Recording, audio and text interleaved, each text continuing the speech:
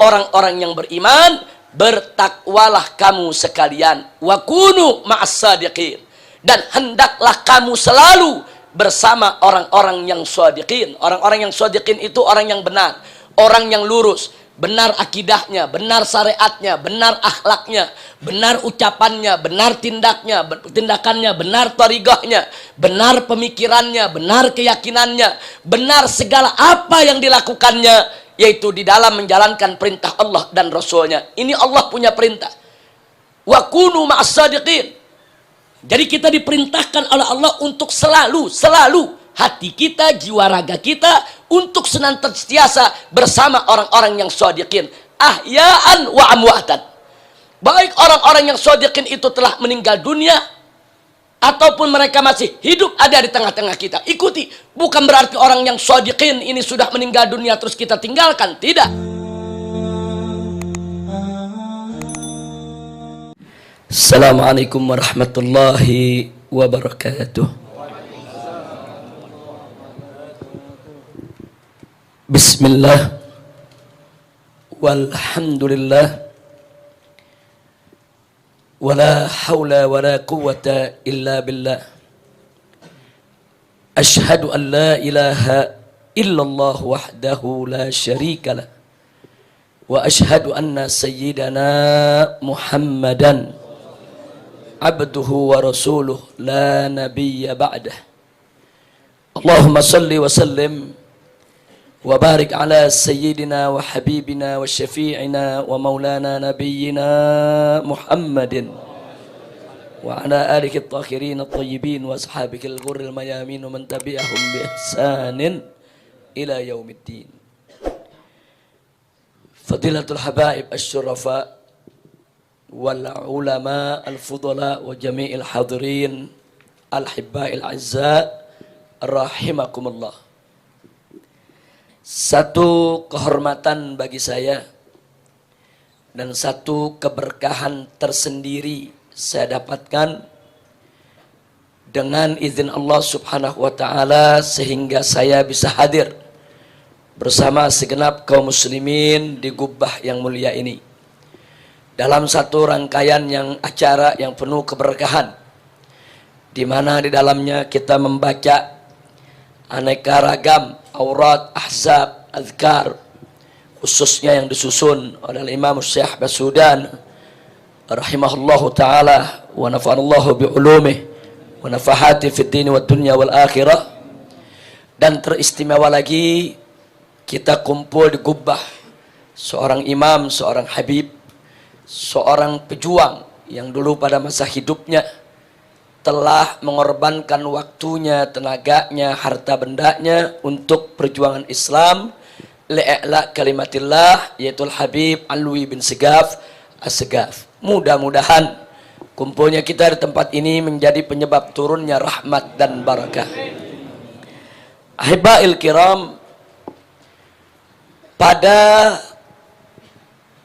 munasabah seperti ini di mana kita duduk berhadapan, yaitu di gubbah daripada ulama kita yang mulia, sekurang-kurangnya ada dua manfaat yang tidak boleh kita lupakan. Saya jadi teringat akan firman Allah subhanahu wa ta'ala dalam surat Hud ayat 120. Wallahu subhanahu wa ta'ala qala li nabiyhi sayyidina Muhammadin sallallahu alaihi wasallam wa kullan naqussu 'alaika min anba'ir rusuli ma nuthabbitu bihi fuadak wa ja'aka fi hadhihi al-haqqu wa mau'izatun wa dzikra lil mu'minin. Shadaqallahul azim.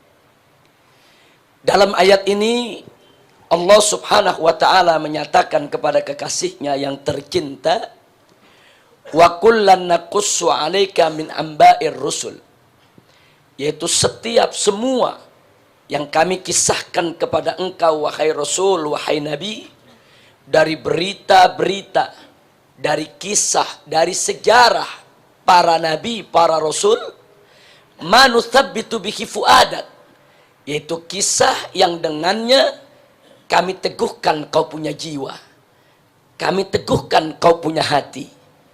Wa ja'aka fi hadhihi, dan dalam kisah-kisah seperti ini telah datang kepada engkau al-haqqu, itu bukti kebenaran Allah Subhanahu wa taala.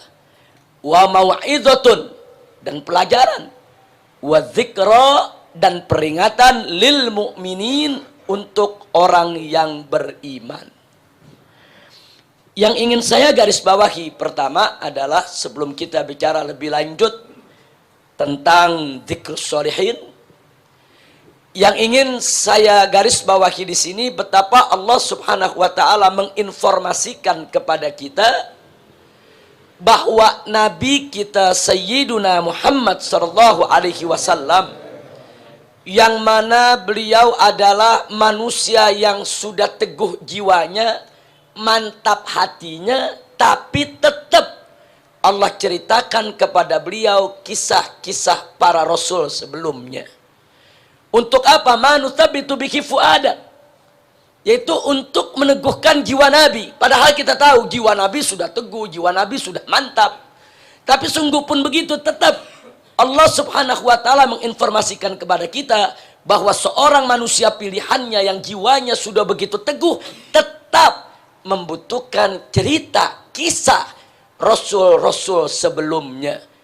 Artinya pelajaran yang bisa kita ambil, kalau Nabi saja yang jiwanya sudah teguh, kalau Nabi saja yang hatinya sudah mantap, kalau Nabi saja yang sanubarinya sudah luar biasa, tetap memerlukan kisah-kisah para rasul sebelumnya. Bagaimana kita yang jiwanya lemah? Bagaimana kita yang hati belum mantap? Bagaimana kita yang kita punya sanubari jauh-jauh daripada kemantapan? Tentu min babil aula jauh lebih membutuhkan cerita-cerita solehin yang ada sebelum kita dulu. Baik itu cerita para rasul, para nabi, cerita para aulia, para solehin. Untuk apa? Litathbitil fuad, untuk memantapkan jiwa. Jadi bohong kalau ada yang mengatakan bercerita tentang solihin, bercerita tentang rasul, bercerita tentang para nabi, bercerita tentang kisah para aulia masa lalu, tidak ada faidahnya. Dusta. Faidahnya pasti ada, manfaatnya pasti besar. Setidak-tidaknya yang tadi Allah singgung di dalam ayat tadi, litathbitil fuad, untuk memantapkan jiwa.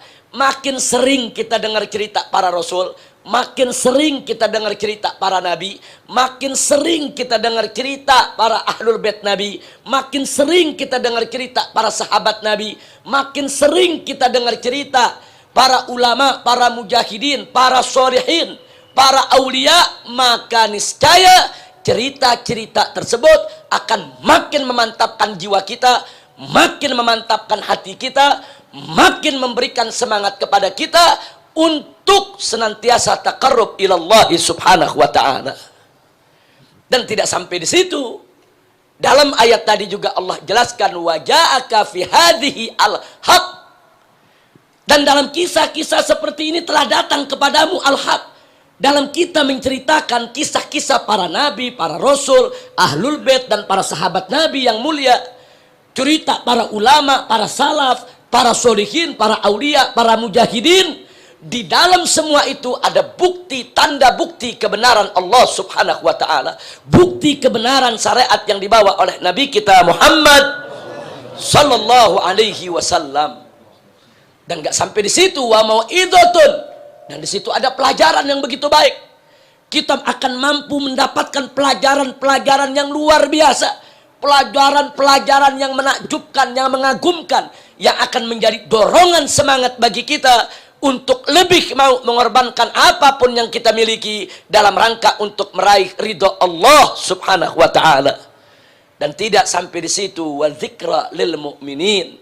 Dalam semua itu ada peringatan bagi orang-orang yang beriman. Fa inna dzikra tanfa'ul mu'minin. Yang namanya dzikra, peringatan, pasti akan manfaat bagi orang yang beriman. Hanya orang-orang yang hatinya sudah berkarat, yang imannya sudah lenyap, yang tidak mengambil manfaat daripada az-zikra yang Allah tuangkan di dalam kitab sucinya Al-Quran, atau yang disampaikan oleh Nabi kita Sayyiduna Muhammad sallallahu alaihi wasallam, dalam untayan-untayan hikmah hadis yang beliau sampaikan melalui para sahabatnya sehingga sampai kepada kita. Nah, ahibail kiram, duduknya kita di tempat ini tentunya tidak bisa kita pungkiri kalau kita terus mengenang apa yang pernah dilakukan oleh sahibul gubbah, apa yang pernah dilakukan oleh Al-Habib Alwi bin Segaf As-Segaf, dan apa yang pernah dilakukan oleh ulama-ulama baik di zaman beliau maupun di zaman sebelumnya. Semua itu akan mengantarkan kita kepada tathbitul fuad. Jadi orang yang nggak pernah baca sejarah, nggak pernah tahu cerita para sholihin, nggak pernah tahu cerita para aulia, sulit dia untuk memantapkan jiwanya. Tapi orang-orang yang sering mendengar atau sering membaca cerita orang-orang terdahulu, min amba'il rusul, wa min amba'il anbiya, wa min amba'il ulama, wa min amba'il aulia is-shalihin, niscaya akan mendapatkan tathbitul fuad untuk memantapkan jiwa dan sanubarinya sehingga enggak mudah goyah di dalam menghadapi segala tantangan kehidupan. Yang kedua, dengan kumpul kita di tempat ini, maka kita telah memantapkan langkah lil husul alal barakah. Sekurang-kurangnya berkah yang kita dapatkan tadi itu, kita mendapatkan al-haq, bukti kebenaran akan syariat yang dibawa oleh Nabi Muhammad SAW. Kita mendapatkan mau'idhah, kita mendapatkan zikra. Di dalam mau'idhah, di dalam zikra, di dalam bukti kebenaran Allah, di dalamnya terdapat keberkahan yang luar biasa. Belum lagi keberkahan-keberkahan lain yang kita dapatkan dari zikir kita, dari doa kita, dari sholawat kita. Semua itu bukan hanya sekedar memantapkan jiwa kita di dalam perjuangan li'i'la kalimatillahi subhanahu wa ta'ala, juga akan mengantarkan kita untuk mendapat keberkahan hidup, insya Allah. Dan yang berikutnya yang tidak boleh kita lupakan, wallahu subhanahu wa ta'ala qal, Allah juga berfirman dalam Al-Quranul Karim, faqala ta'ala, ya ayyuhalladzina amanu taqullah wa kunu ma'as sadiqin. Hei orang-orang yang beriman, bertakwalah kamu sekalian, wa kunu ma'as sadiqin, dan hendaklah kamu selalu bersama orang-orang yang shadiqin. Orang-orang yang shadiqin itu orang yang benar, orang yang lurus, benar akidahnya, benar syariatnya, benar akhlaknya, benar ucapannya, benar tindakannya, benar tarigahnya, benar pemikirannya, benar keyakinannya, benar segala apa yang dilakukannya, yaitu di dalam menjalankan perintah Allah dan Rasulnya. Ini Allah punya perintah, wa kunu ma'as sadiqin. Jadi kita diperintahkan oleh Allah untuk selalu hati kita, jiwa raga kita untuk senantiasa bersama orang-orang yang shadiqin, ahya'an wa amwatan. Baik orang-orang yang shadiqin itu telah meninggal dunia ataupun mereka masih hidup ada di tengah-tengah kita. Ikuti, bukan berarti orang yang shadiqin ini sudah meninggal dunia terus kita tinggalkan, tidak.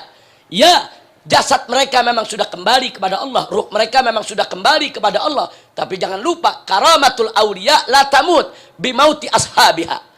Jadi karamah kemuliaan para aulia tidak ikut mati dengan kematian daripada si walinya, saudara.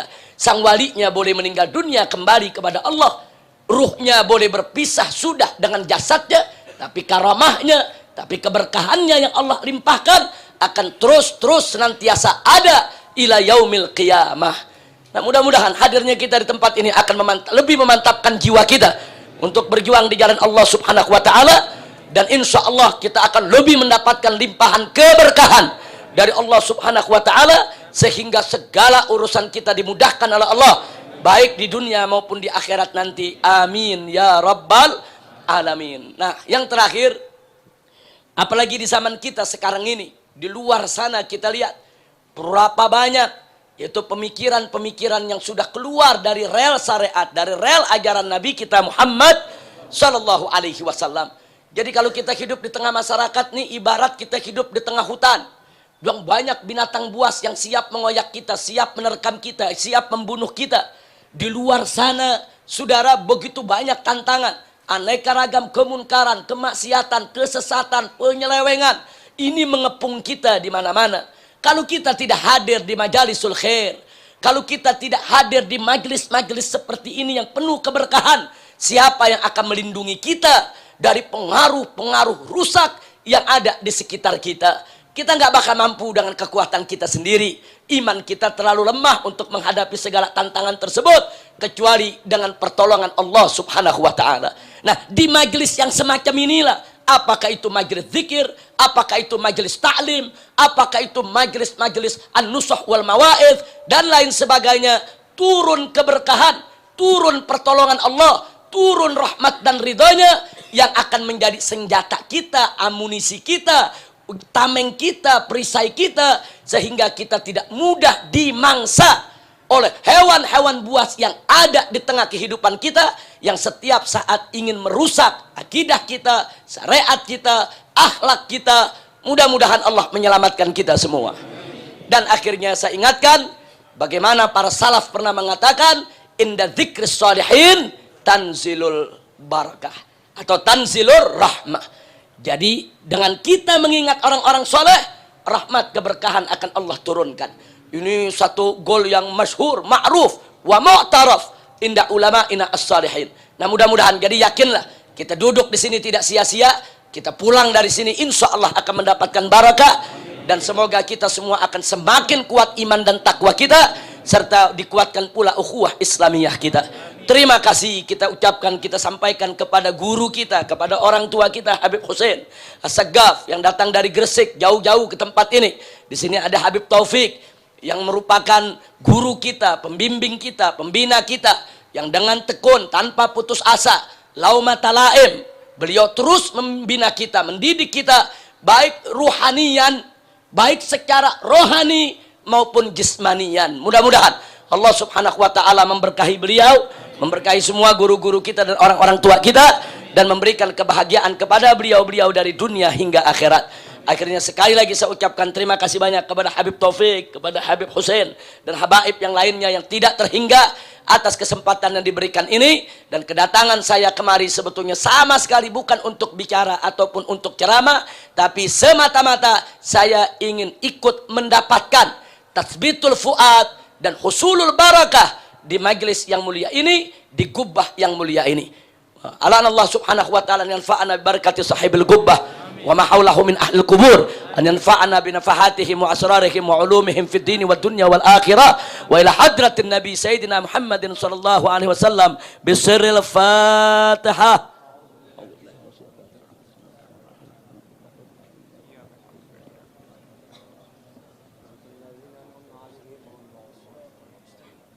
Taqabbalallahu minna wa minkum fataqabbal ya karim. Terima kasih atas segala perhatian. Saya mohon maaf atas segala kekurangan, kehilafan dan kesalahannya. Hadani Allah wa iyyakum ila siratikal mustaqim.